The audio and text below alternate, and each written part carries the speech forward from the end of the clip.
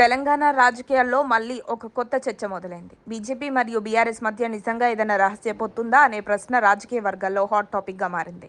గత లోక్సభ ఎన్నికల సమయంలోనే ఈ ప్రచారం మొదలైంది. బీఆర్ఎస్ మరియు బీజేపీ మధ్య లోపాయికారి సంబంధాలు ఉన్నాయంటూ అప్పట్లో తీవ్రంగా చర్చ జరిగింది. ముఖ్యంగా ఎమ్మెల్సీ ఎన్నికల సమయంలో బీఆర్ఎస్ అభ్యర్థులను నిలబెట్టకపోవడం, ఆ తర్వాత బీజేపీ విజయం సాధించడం వంటి పరిణామాలు ఈ అనుమానాలకు మరింత బలం ఇచ్చాయి. అయితే ఇప్పటివరకు ఈ విమర్శలపై పెద్దగా స్పందించిన బీజేపీ నేతలు ఇప్పుడు ఒక్కసారిగా బీఆర్ఎస్తో ఎలాంటి పొత్తు లేదని స్పష్టంగా చెబుతున్నారు. దీంతో తెలంగాణ రాజకీయాల్లో కొత్త డిబేట్ మొదలైంది. మరోవైపు కాంగ్రెస్ మాత్రం చాలా కాలంగా ఒకే మాట చెబుతోంది. బీజేపీ మరియు బీఆర్ఎస్ మధ్య ఫెవికాల్ బంధం ఉందని, ఇప్పటికీ ఆ బంధం అలానే ఉందని కాంగ్రెస్ నేతలు ఆరోపిస్తూనే ఉన్నారు. ముఖ్యంగా కాళేశ్వరం ప్రాజెక్టు అవకతవకల విషయంలో బీఆర్ఎస్ నాయకులను రక్షించేందుకు బీజేపీ మౌనం వహిస్తోందని వారు విమర్శిస్తున్నారు. ఇదే విషయాన్ని పలు వేదికలపై బహిరంగ సమావేశాల్లో సీఎం రేవంత్ రెడ్డి కూడా గతంలో పలుమార్లు ప్రస్తావించారు. తెలంగాణ ప్రజలు నిజానిజాలు గుర్తించాలని, తెలంగాణ రాష్ట్రంలో ప్రత్యామ్నాయం కాంగ్రెస్ మాత్రమేనని ఆయా సందర్భాల్లో సీఎం రేవంత్ రెడ్డి పేర్కొన్నారు. ఇక బీజేపీ నేతలు మాత్రం ఈ ఆరోపణలు పూర్తిగా ఖండిస్తున్నారు.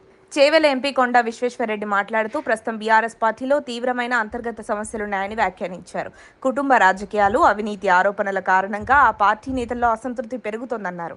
అందుకే ఇప్పుడు చాలా మంది బీఆర్ఎస్ నాయకులు ఇతర పార్టీల వైపు చూస్తున్నారని కూడా ఆయన తెలిపారు.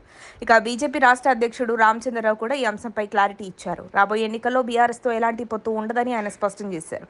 రాష్ట్రంలో ఇప్పటికే ప్రజలు 2 సార్లు బీఆర్ఎస్కు, ఒకసారి కాంగ్రెస్కు అవకాశం ఇచ్చారని, ఈసారి మార్పు కోసం బీజేపీకి అవకాశం ఇస్తారని ఆయన ధీమా వ్యక్తం చేశారు.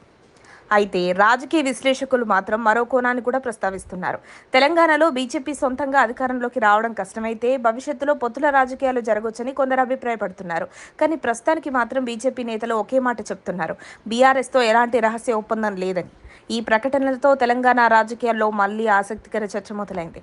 నిజంగా ఈ పార్టీల మధ్య ఎలాంటి సంబంధం లేదు అనాలా, లేక రాజకీయాల్లో ఇంకా ఏదైనా ట్విస్ట్ దాగి ఉందా అనేది రాబోయే రోజుల్లో తేలనుంది. మరిన్ని అప్డేట్స్ కోసం మా కాయ్ టీవీని సబ్స్క్రైబ్ చేసుకోండి.